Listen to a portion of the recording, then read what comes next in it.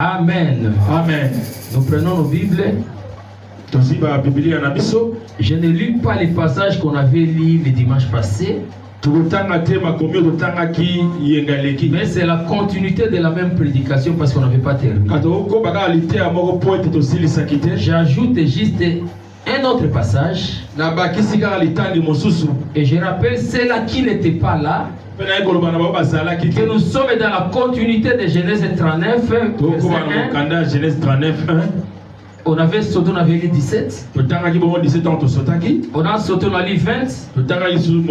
Et on a sauté, on avait lu 23. On avait lu également dans Juge 11, 24 à 27. Et on a terminé par Juge 12, verset 7. Donc c'est là où il y a l'arbre du parti ou le sujet sur lequel nous sommes en train de parler. Aujourd'hui j'ajoute Luc. Luc 6, à partir du verset 46 à 49. Et on va ajouter encore Luc 7, à partir du verset 1 à 5. Et nous allons sauter pour lire le verset 9. Donc ceux qui me comprennent bien, je ne vais pas lire ce qu'on a lu les dimanches passés. Je les ai juste énumérés pour que tu puisses nous suivre si tu es à la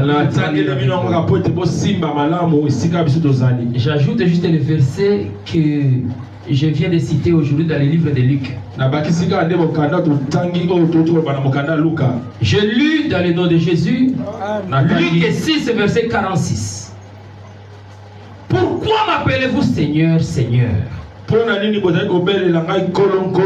Et ne faites-vous pas ce que je dis? Je vous montrerai à qui est semblable tout homme qui vient à moi. Attends mes paroles et les met en pratique. Il est semblable à un homme qui bâtissant une maison a creusé bien avant et a posé le fondement sur les rocs. Une inondation est venue et le torrent s'est jeté contre cette maison sans pouvoir l'embraler parce qu'elle était bien bâtie. Mais celui qui entend et ne met pas en pratique est semblable à un homme qui a bâti une maison sur la terre sans fondement. Le torrent s'est jeté contre elle. Aussitôt elle est tombée. Et la ruine de cette maison a été grande. Amen. Amen. Chapitre 7, verset 1. 1 à 5. Après avoir achevé tous ces discours devant le peuple qui l'écoutait, Jésus entrant à Capernaum. Un centenier avait un serviteur auquel il était très attaché et qui se trouvait malade sur le point de mourir. Ayant entendu parler de Jésus, il lui envoya quelques anciens. Il lui envoya quelques anciens des Juifs pour les prier de venir guérir son serviteur. Il arrivait auprès de Jésus et il adressèrent d'instantes supplications, disant: il mérite que tu lui accordes cela, car il aime notre nation et c'est lui qui a bâti notre synagogue.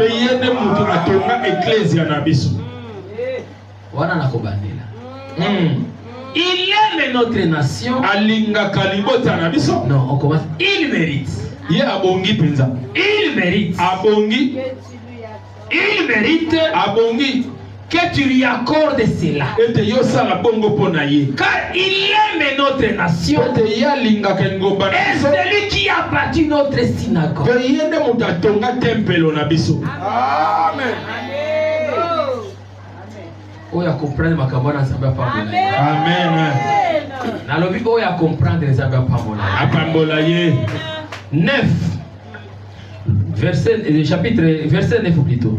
Lorsque Jésus entendit ces paroles,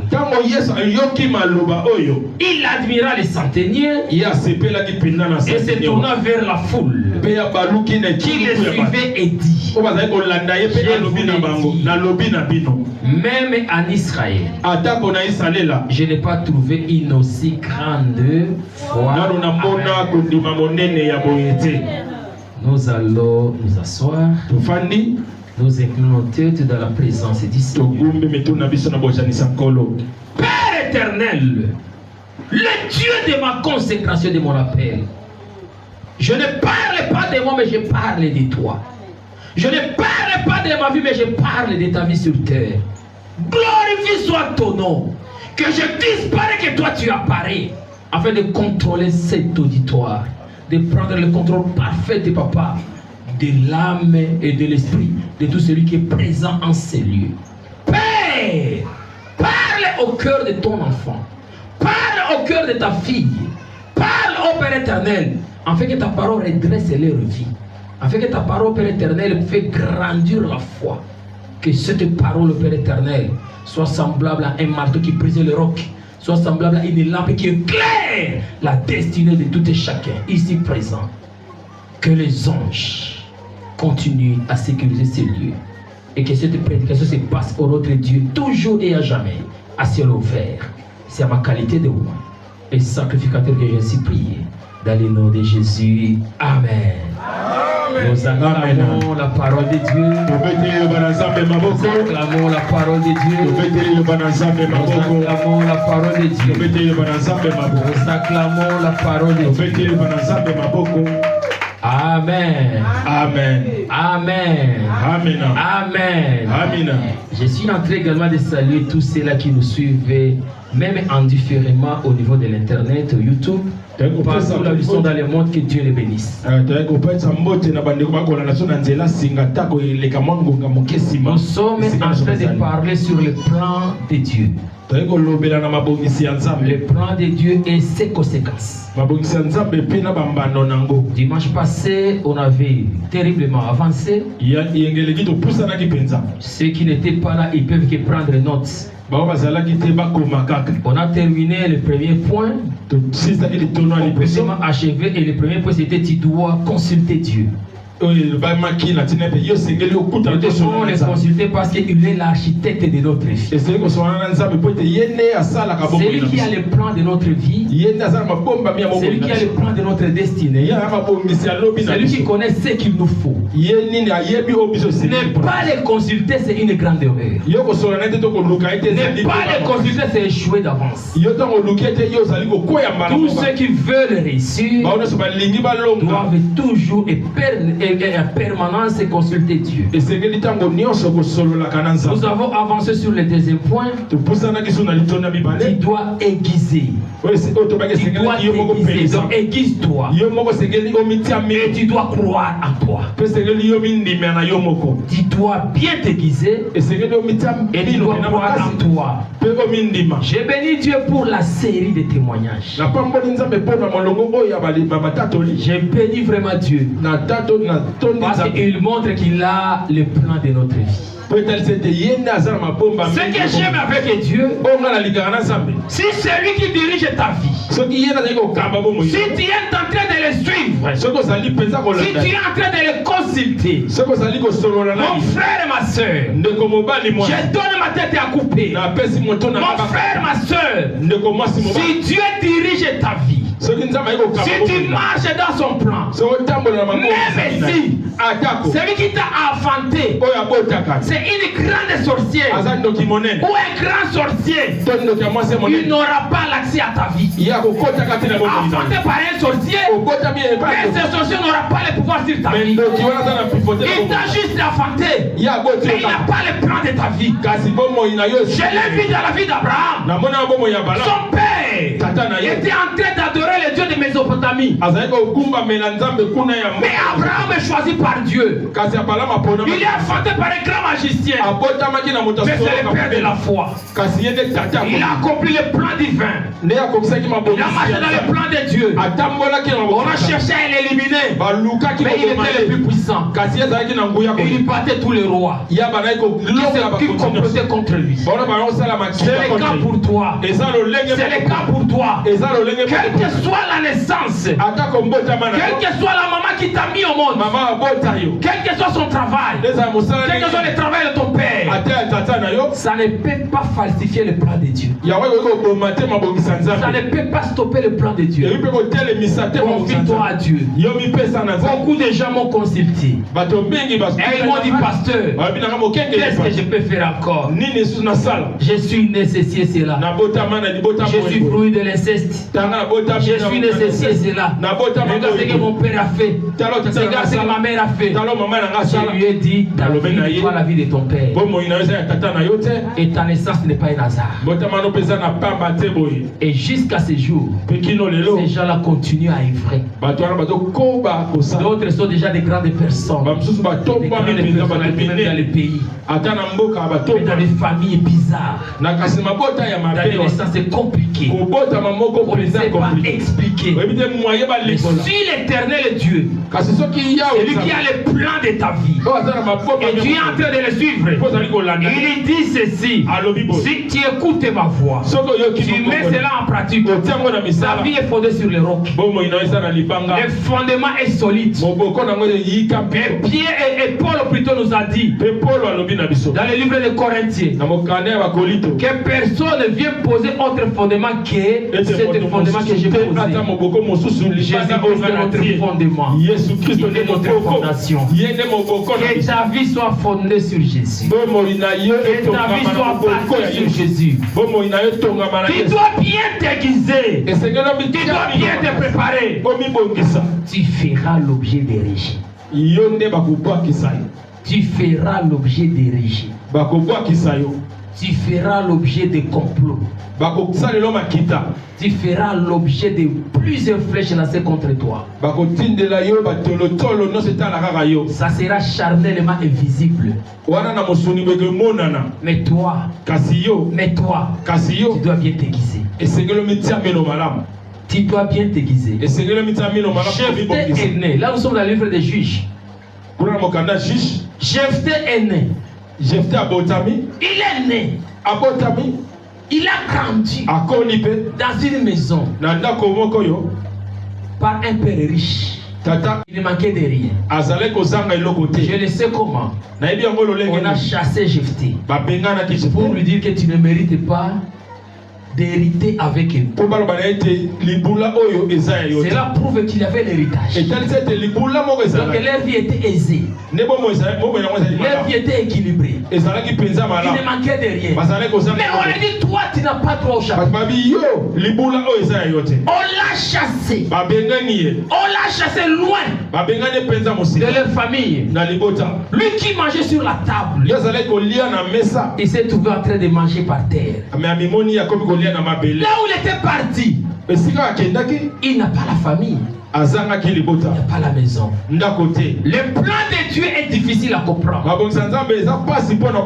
Regarde toujours vers ce qui est écrit. Accroche-toi aux Écritures.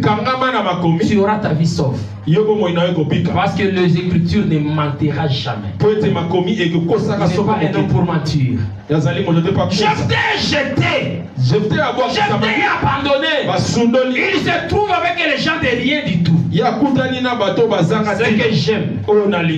Ce que j'aime, c'est la fin de Jephthé. C'est la fin de Jephthé. La guerre est venu les mêmes personnes. Les mêmes personnes qui avaient jeté Jephthé sont allés appeler Jephthé. Les mêmes personnes. Il est temps que Dieu confronte tes ennemis. Il est temps que Dieu confronte ceux qui te haïssent. Il est temps que Dieu confronte ceux qui ne t'aiment pas. Les mêmes personnes. Ils ne vont pas encore mourir. Il doit avoir ton élévation. Il doit avoir ton utilité. Mon frère et ma soeur, tu n'es pas inutile. Tu n'es pas inutile. Le monde peut dire que tu es inutile. Mais toi, crois en toi-même. C'est là où je suis. C'est le deuxième point. Pour accomplir le plan de Dieu, pour être utilisé par Dieu, toi-même tu dois croire d'abord à toi. Jephthé rejeté. Mais Jephthé a crié à lui-même. Qu'est-ce qui me prouve de le dire? Parce que lorsqu'on est parti chercher Jephthé pour venir combattre les ennemis des enfants d'Israël, Jephthé n'a pas dit que je ne saurais pas. Il a dit vous allez me donner quoi? Cela prouve à ses visances que Jephthé a crié à lui-même. Ce qui prouve que Jephthé continue à croire en Dieu. C'est parce qu'il ne sait pas abandonner lui-même. Il s'est aiguisé. La preuve en est que on l'a rejeté. On l'a abandonné. On croyait qu'on est. On croyait qu'ils sont capables de sans Jephthé. Mais on voit que sans Jephthé, ils sont inutiles. Ils sont parce que Jephthé s'est aiguisé. Il a continué à faire les entraînements avec Dieu. Il a continué à exercer son cœur à la fois à la parole de Dieu. Son âme à la fois à Dieu. Il a crié à lui-même. Il savait que Nakokufa Poiti. Amen. Mon frère, ma soeur, le but de ces points, c'est pour te dire que tu n'as pas droit de vivre comme un esclave. Tu n'as pas droit de vivre comme un esclave. Tu es un racheté des grands rois. Tu es un racheté des grands rois. Tu n'as pas droit de vivre comme un esclave. Je me pose la question pourquoi les gens se voient comme si ils sont des inutiles. Jusqu'au point que les autres veulent même se donner la mort. Les autres, je ne sais même pas qu'est-ce qui les arrive. Pourquoi tu pleures jour et nuit? Est-ce que le pleur ou les dés que tu es en train de faire, c'est les dés que Dieu est mort ou comment? Si tu n'es pas mort, pourquoi tu meurs? Tu es en train de pleurer toute la nuit.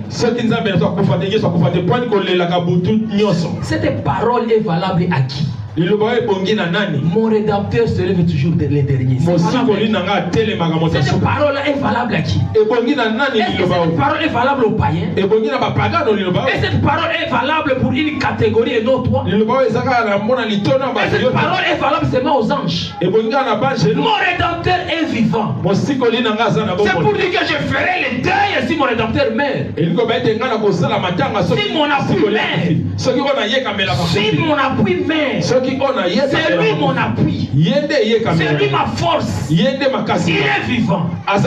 Pourquoi tu pleures toute la nuit? Alléluia. Amen. Pourquoi tu manques d'appétit?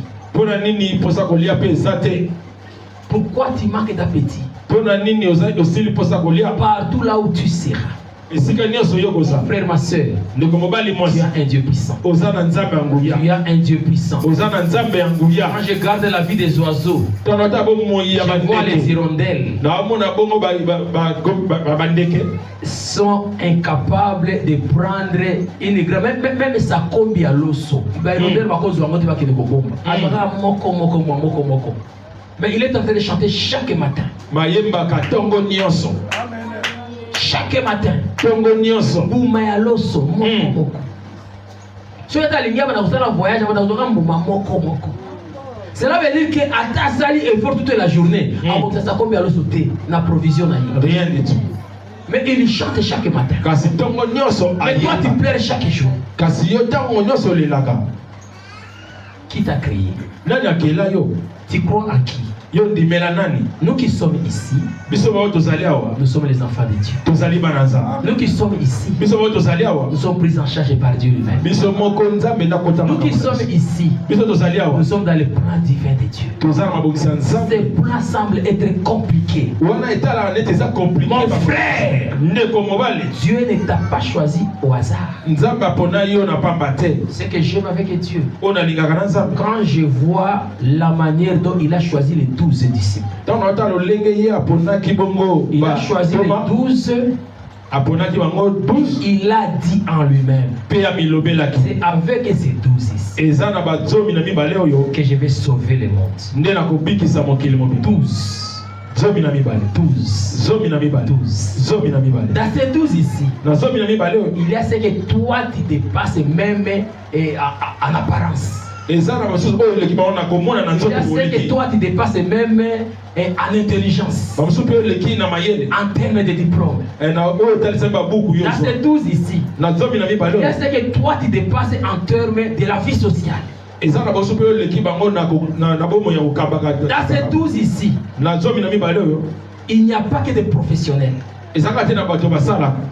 La preuve, dans ces 12, il y a, tu peux choisir au choix, je peux prendre Pierre. Il est dans ces 12 ici. Pierre était comment? Désespéré. Choisi par Dieu. Désespéré. Il avait les filets. Il n'a rien à manger. Choisi par Dieu. Dieu a mangé. Père de famille. Père de chef d'une société. Parce que la Bible veut dire que la barque appartenait à Pierre. Incapable de donner la nourriture à ceux qui l'ont accompagné toute l'année. Incapable de faire nourrir à ses serviteurs. Quand je pousse les raisonnements plus loin, si c'était ici à Kinshasa, Pierre devrait déjà avoir le problème. Imagine-toi, Pierre est à Kingawa péché. Toute la nuit, il n'a rien eu.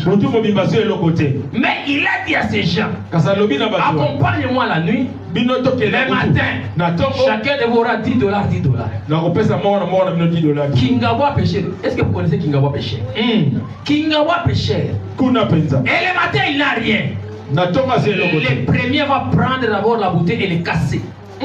Pour dire que, papa, mbisi ou sambisi mbongo la biso. Il avait un problème sérieux, mais choisi par Dieu. Qui t'a dit que comme tu as un problème, tu n'es pas choisi par Dieu? Combien sont en train de se disqualifier à cause des problèmes de la vie? Par contre, moi j'ai une autre définition des problèmes de la vie. Quand tu as des problèmes qui ne se terminent pas, cela prouve à suffisant que ta destinée est plus grande. Cela prouve à suffisant que ta destinée est plus grande. Ta destinée est plus grande. Le problème de Pierre ne s'est pas limité là. Mais Pierre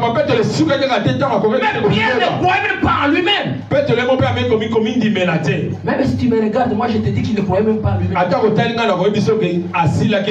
On lui dit sors de là-bas et marche sur les eaux. Il est sorti, il a commencé à marcher. Mais quand il dit est-ce que moi Pierre j'ai pris? Il a commencé à s'enfoncer. Tu dois croire à toi-même. Dieu est avec toi. Tu dois croire que tu es en mesure de faire les exploits. Mon frère, ma soeur, on ne donne que ce qu'on a. Dieu nous a donné des promesses. Donne aussi à des gens des promesses. L'assurance que tu es avec Dieu. Ton fils te demande d'acheter un jouet, tu le tapes. Pourquoi?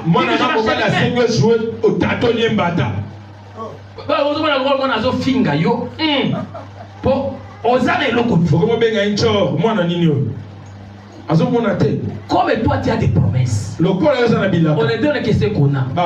Donne la promesse à ton fils. Demain, je vais t'acheter. Après demain, je vais t'acheter. Il dit, grosse voiture. Mais toi, si l'enfant te demande quelque chose, tu commences à pleurer.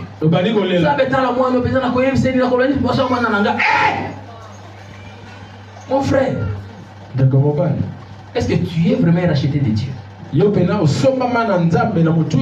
Alléluia. Amen. Tu es vraiment racheté de Dieu. Si tu es racheté de Dieu, ne gifle pas ta tu as des promesses énormes. Crois en toi-même.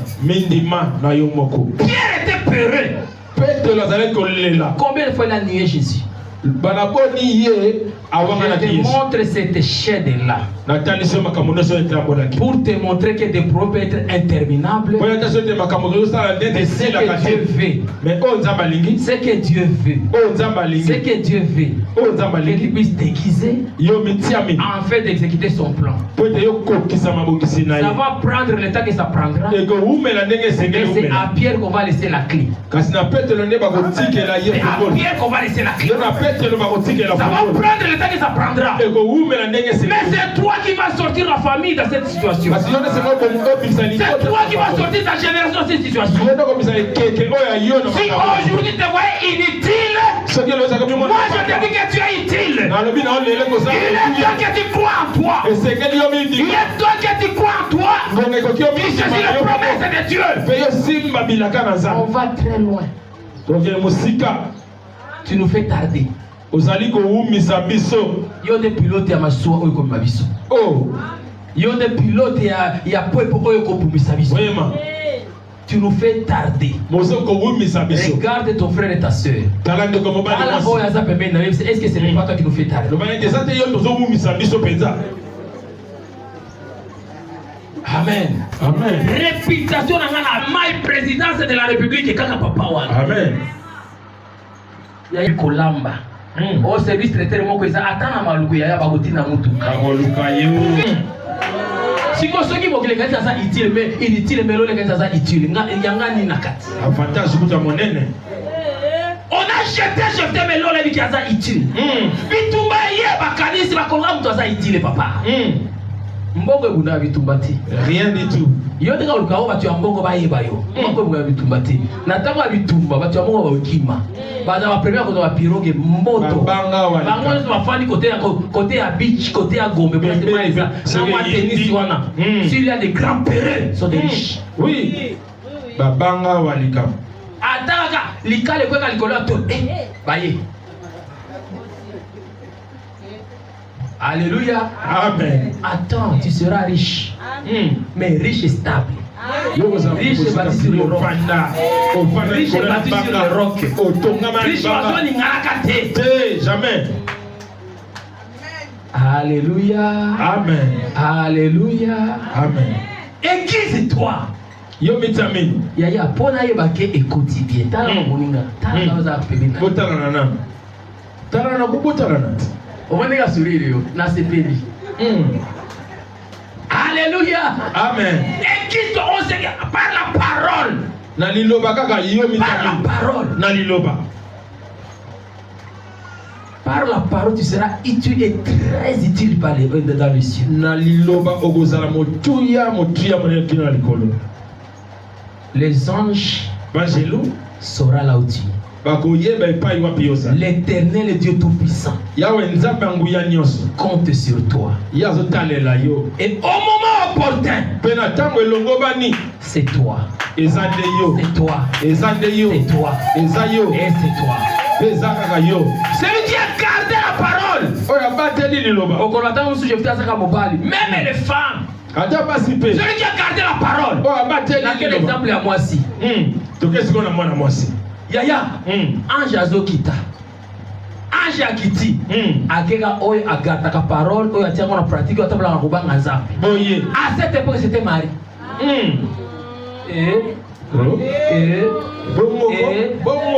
Na famille à Marie, prophète azalakiti. Na famille à Marie, ata prophète ebokoti. Rien du tout. Bauta kuna na kuna na kuna. Mais Marie se disait moi-même, je me garde comme ça. Est-ce que vas-tu comprendre? Est-ce que les femmes ont compris? Marie, moi je me garde comme ça. Ça prouve qu'il a gardé la parole. Il y a une université bazar. La fille qui vit noter mais Marie s'est gardée. Peut-être que vous comprenez le langage. Marie s'est gardée. Amen. Amen. Quand tu gardes, tu mets en pratique. L'ange se localise. Le plan de Dieu. Le plan de Dieu passera par toi. Tu n'es pas inutile. Tu es utile. Et d'ailleurs, très utile. Un jour, j'avais prêché ici. J'avais dit qu'il y a les anges aussi. Depuis que le monde a été créé, ces anges n'ont jamais entré en fonction. Ils ne sont pas jaloux, ils attendent leur temps. Ils n'envient pas, ils attendent leur temps. Ils ont leur instrument en main. Ils vont sonner. Et c'est eux qui vont proclamer, qui vont alerter que c'est la fin du monde. Les anges vont sonner les trompettes pour dire que c'est la fin.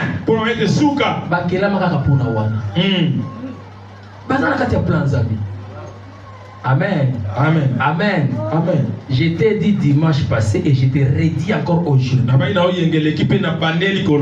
Moi, Alimambo Batenga, je n'envierai jamais ta place. Parce que j'ai ma place. Je n'envierai jamais ton rôle. Parce que j'ai mon rôle. Je pense que Jephthé aussi a compris ça. On l'a chassé, il a dit faites ce que vous faites. Et faites-le bien. Parce que moi je n'envierai jamais votre place. Il est parti au village. Il s'est déguisé. Comme il était dans les plans divins. Que c'est par lui que la nation sera sauvée. Au moment opportun, on l'a cherché. Il n'a pas injurié. S'il a injurié, il va dire que tu as finga biso lenga to kobana wapi. Yo muke. Aussi ça va toujours sur le poste kobana na suki. Rando de rando. Yo encore yo tikata parti mon côté okiti malembe tina tizaka. Expert na mafinga. Na tango zikoba eko kanisa o jouer rôle na yo. Nani akopusa? O tango wana. Papa, tanga Bible bien. Na juge Hollande, juge 13. Jephthé est installé au trône comme juge. Il y a le col juge. Rejeté. Installé au trône. Ce n'est que question de temps.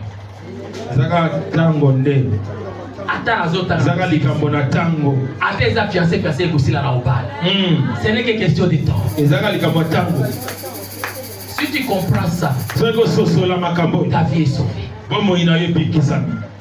Si tu ne comprends pas ça, tu chercheras à faire ce qui est ta volonté. Tu chercheras à faire sortir la tête selon toi. Et c'est là où tu vas abîmer tout. Tu ne connais pas le plan de Dieu. Confie-toi à Dieu. Consulte l'architecte. C'est très important. La vague sera là. La tempête sera là. Mais si tu es construit sur les rocs, rien va te bouleverser. Deuxième exemple, je passe. Prenons la vie de Joseph. Qui connaît Joseph? Son histoire a commencé depuis Genèse 39. On parle de Joseph. Joseph jeté à cause de ses rêves. Mon frère, je ne t'interdis pas d'avoir des rêves. Je t'encourage de suivre tes rêves et d'amener ces rêves selon la parole de Dieu. Si ces rêves est conforme à la parole de Dieu, si tu peux rêver que moi je peux diriger un jour ce pays, je ne dis pas que tu puisses avoir le problème avec le président en place. Je dis que c'est les rêves. Le bas rêve. Pour ceux qui veulent aner, papa le ça rêve. On a yébi tout ça. Alléluia. Alléluia. Amen. Il a rêvé. Alors Taki. Et je te dis que en passant, je te le signale. Si tu ne le savais pas, note-les. Toute la Bible, les écritures de la Bible, les promesses de la Bible sont les rêves de Dieu. Alléluia. Amen. Ceux qui ont le d'autres ne ratent pas. Bon, ensemble de rater. Bible nous a rêvé ensemble. Amen. Si tu te conformes au rêve de Dieu, tu peux même programmer les jours que tu vas fêter. Parce qu'il y a ratakati. De la poussière, il relève les tiges. Joseph est rejeté. À cause de ses rêves, il n'a pas engagé la guerre avec ses frères. Il n'a pas engagé la guerre avec son père. Parce que même dans son rêve, il voit que même son père et sa mère finira par s'incliner devant lui. Yaya, nani a ce point yaza papa na yo ako s'éclairer le son na yuti. Poza maman ako s'éclairer le son na yuti. Nani a lobaki. Alléluia. Amen. Mokonzi azaka mokonzi. Ata oza papa ya mokonzi soki azo ya telema. Telema. O telemite umukamati. Alléluia. Amen. Ata oza mama na ye telema. Ce que j'aime ba annoncer qui est telema. O komona kaka président Zokota. Bino so fandi. Le président de la République. Yo moko place oza o telemi. Ata yo ba bite o telema. Yo moko telemi. Komba pamba. Au moins on la télévision. Mbala. Na si nazo occasion mbala ko vivre en live na za wana. Na tali ko tata ngata na za pasteur sala nini telema.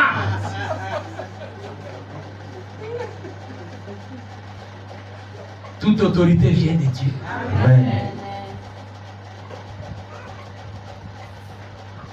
Il voit son père, il voit sa mère. Dans son rêve,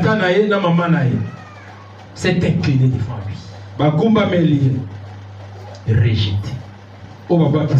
Mais je souligne, c'est dans les plans de Dieu. Je ne sais pas si tu comprends. Je souligne rejeté. Mais c'est dans le plan. Il est vendu. Mais c'est dans les plans. Il continue à s'aiguiser. Il se forme par rapport à la parole. Et il poursuit ce qui était annoncé. Il sait que c'est lui qui croit en Dieu. C'est lui qui a la parole de Dieu. Et met cette parole en pratique. Il ne finira jamais malheureux. J'étais jeune et j'ai vieilli. Je n'ai pas vu injuste.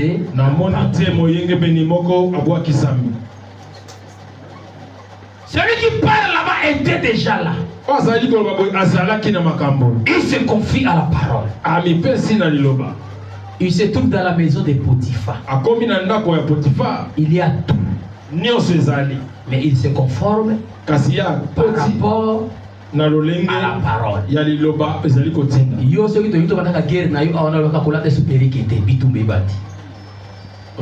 Si c'est par rapport à la parole, on doit se conformer. Mais yo, tu veux pas. Nati qui église. Ba opekisa nga periki bo ndengeni. Nata kabelo te. Na lobi te ko lata periki. Lata c'est bon. Eza exemple. Lata na yo. C'est très beau. Eza kitoko. Amen. Amen. Que Dieu te bénisse, tu peux y chocolat, tu peux y noir. Pour ça chocolat, non, ça va bien. Ok.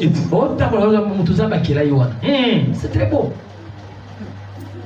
Mais moi j'ai dit seulement la conformité. Amen. Amen. À la parole. Il se trouve dans la maison de Potiphar. Il a tout. On lui a bien placé. Mais par rapport à la parole, il se conforme. Je ne sais pas si tu as compris. Même si tu as l'argent, conforme-toi à la parole. Tu peux tout avoir. Conforme-toi à la parole.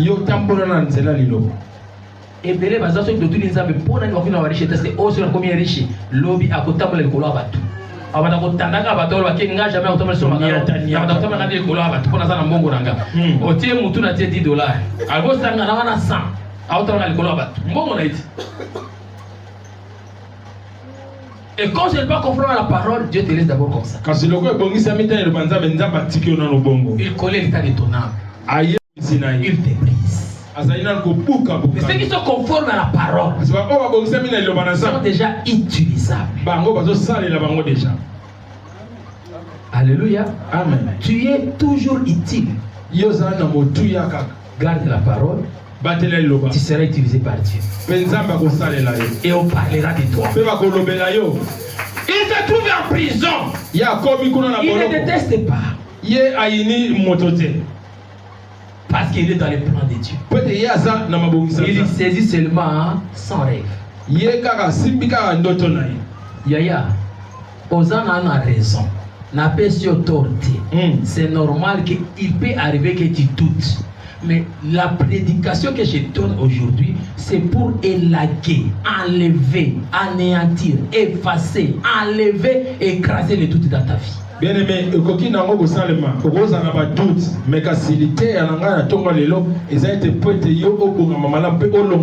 arrivé que Jean-Baptiste lui-même puisse arriver de douter. Et comment tu peux Jean-Baptiste à douter? Il a douté de la parole. Il a vu que c'est très fort. Il lui dit, est-ce que c'est lui ou on doit attendre quelqu'un? Ça peut être Dieu à ce niveau-là. Mais ce n'est pas un bon exemple. Il ne faut pas douter de la parole de Dieu. La Bible, c'est les rêves de Dieu. Saisis ses rêves. Les rêves de Dieu s'accomplissent. La parole de Dieu s'accomplit. Joseph n'a pas abandonné. Il savait que Dieu m'a déjà montré. Si je marche avec lui, je finirai par diriger, par gouverner. Je serai le roi dans ma génération. C'est moi qui va sauver ma famille. Même si la famille est en train de l'ingérer, lui au moins il connaît là où il va. Aujourd'hui avec la parole de Dieu, tu dois connaître là où tu vas. La parole de Dieu sur notre boussole. La parole peut te montrer le début et la fin. Il dit lui-même qu'il est le commencement et la fin. Je vais le suivre parce qu'il connaît ma fin. Amen. Amen. Alléluia. Amen. Alléluia. Amen. Alléluia. Amen. Rapidement, je clôture. Le 5 et le 3e point. C'est là où je clôture. Tu dois contrôler ta vie. Je parlais dimanche que Dieu dirige ta vie. Mais celui qui contrôle ta vie, c'est toi.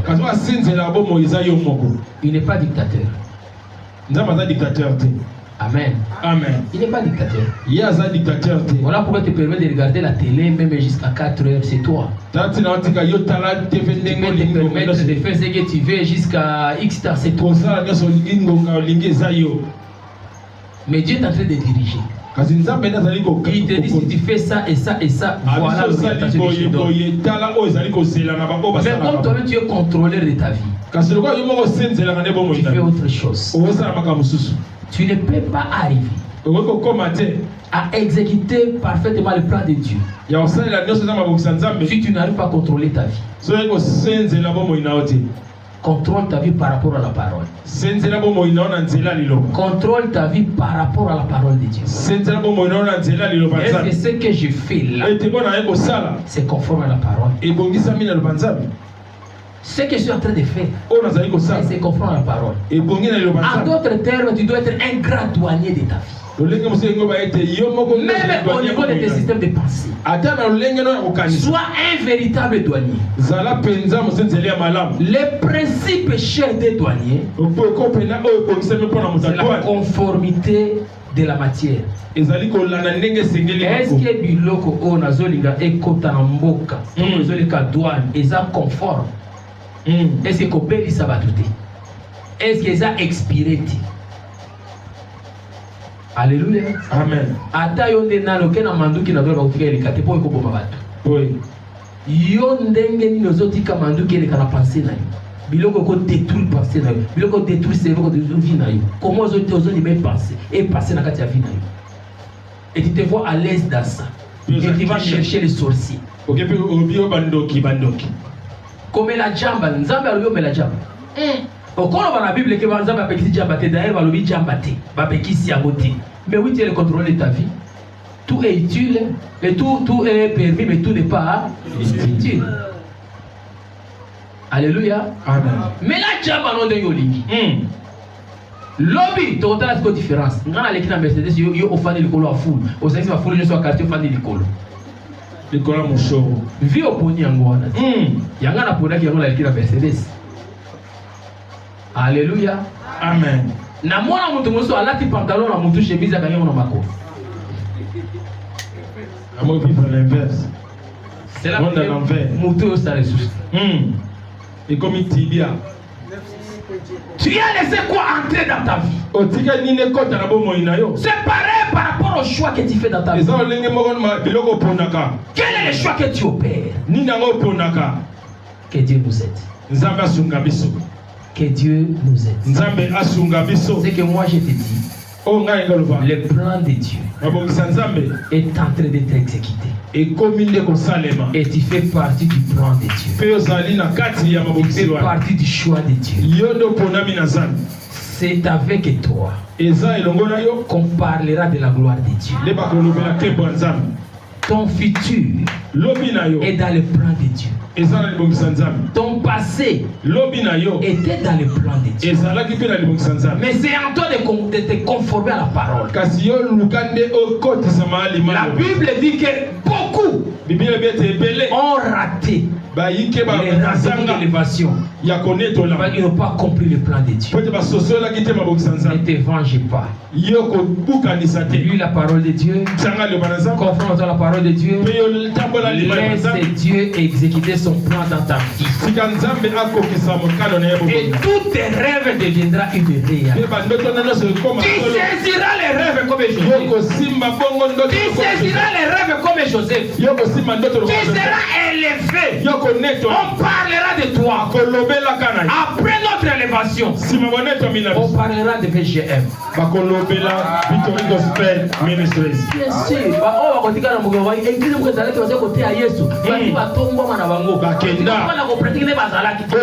On va nous inviter dans l'histoire. Que Dieu vous bénisse.